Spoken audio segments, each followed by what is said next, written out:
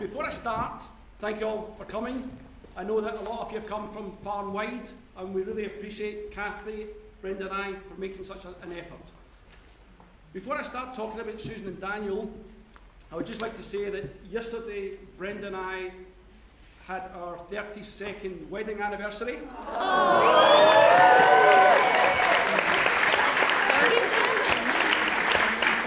We've been married for 32 years, we've been together for 37.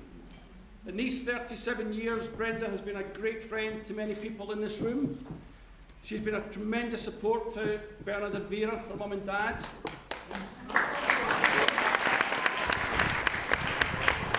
She has been a loving wife to me, an absolutely superb mother to Susan and Laura. So, all in all, Brenda has been an absolutely... I can't read your writing. sorry. Writing's terrible. She's been an absolutely tremendous person, and I think that after suffering me for 37 years, the least I could do was give her a wee toast. So can we have a wee toast to Brenda? It's a peach.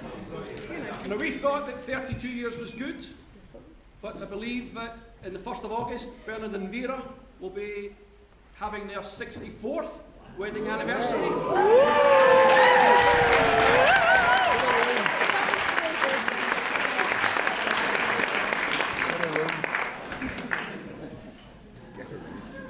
When I knew I had to say a few words, I didn't really know where to start, and I thought the best place to start was at the beginning. On the 1st of September 1988, when Susan was due to be born. Well, as a lot of you know, Susan likes to take her time. Susan doesn't like to rush into things. And Susan likes to think things through before making a decision. So on the 1st of September 1988, Susan decided that she was in no hurry. She was going to take her time.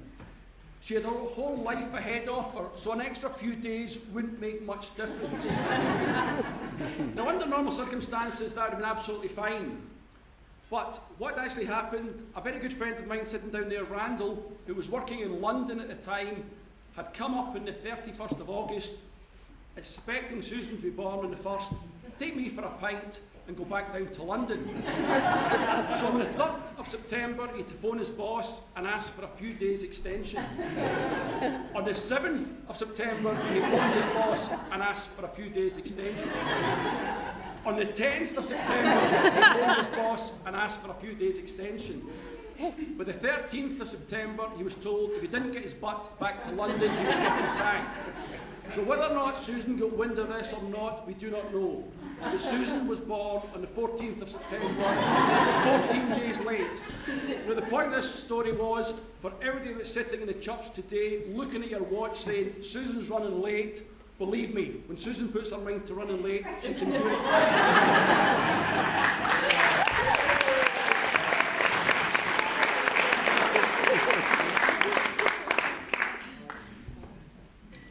When Susan was about 2.5, she invited the Dableys into our house. Now, for people that don't know who the Dableys were, they were a family that Susan had invented, therefore she could put the blame onto them if she did anything wrong. So if she did anything wrong, and Brenda was telling her off, she immediately said, it wasn't me, it was the Dableys. Now, this continued for a few months, and again, she did something wrong, and Brenda was telling her off, and oh, hands up, it wasn't me, Mummy, it was the Dableys. Susan then kept this going for a while.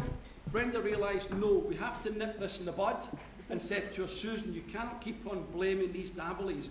If there are the Dableys, where exactly are they? In which case Susan said, can you not see them? They're sitting over there on the sofa.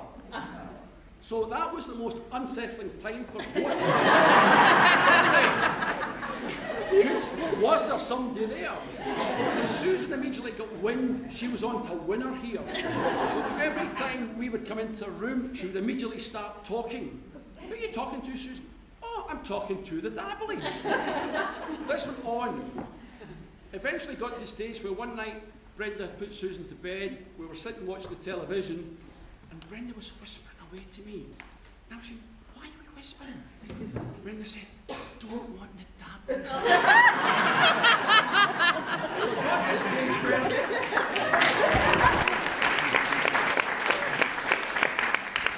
We got to the stage where if the Dabblies were staying, we were moving. After school, most of you will know her, Susan went to Glasgow University.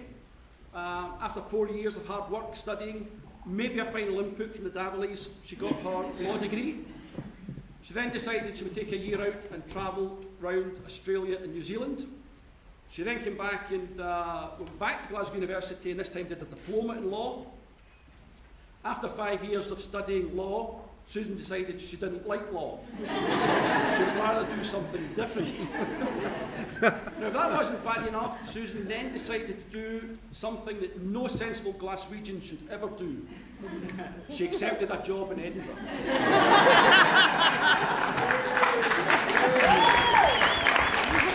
Now, we told her as a Glaswegian, getting a job in Edinburgh was bound to be bad for her career. She would start speaking a different way, if you ken what I mean. We also warned her that people from Edinburgh, they're actually strange. And I mean, in fairness, you only need to look at our cousins, aunts and uncles that are in this room today, you need proof. Off to Edinburgh she went. Any father will tell you that when it comes to a daughter and romance, you're on to hiding to nothing. If you ask any questions about boyfriends, you're immediately accused of being nosy. It's none of your business. Why do you want to know this? If you don't ask any questions, you're accused of not caring. You're being thoughtless. Are you not interested in my happiness? Basically, it is a lose-lose situation. But this all changed one day when I came down into the kitchen and Brenda and Laura were whispering, and when I came close, they went quiet. Now that usually means two things. One, either I'm in the doghouse yet again, or Laura has thought up some great plan and it's going to cost me a lot of money. But no, Brenda announced we were going to have a barbecue, and Susan was going to be coming from Edinburgh and bringing somebody. Before I could even inquire who somebody was, I was told I had to be nice to this person. I had to quiz this person. Don't ask him what football team he supports.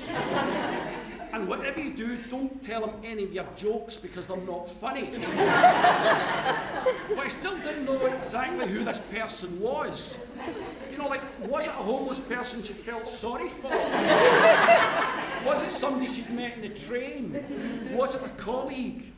Was it a friend? So you can imagine we actually got a pleasant surprise when Daniel turned up. He definitely didn't look homeless.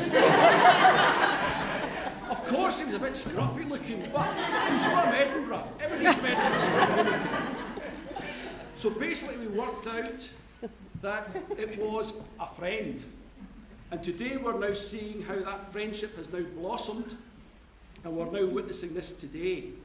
Brenda, Laura and I are absolutely delighted to welcome Daniel into the family. And contrary to what Brenda actually says, Daniel does laugh at my jokes.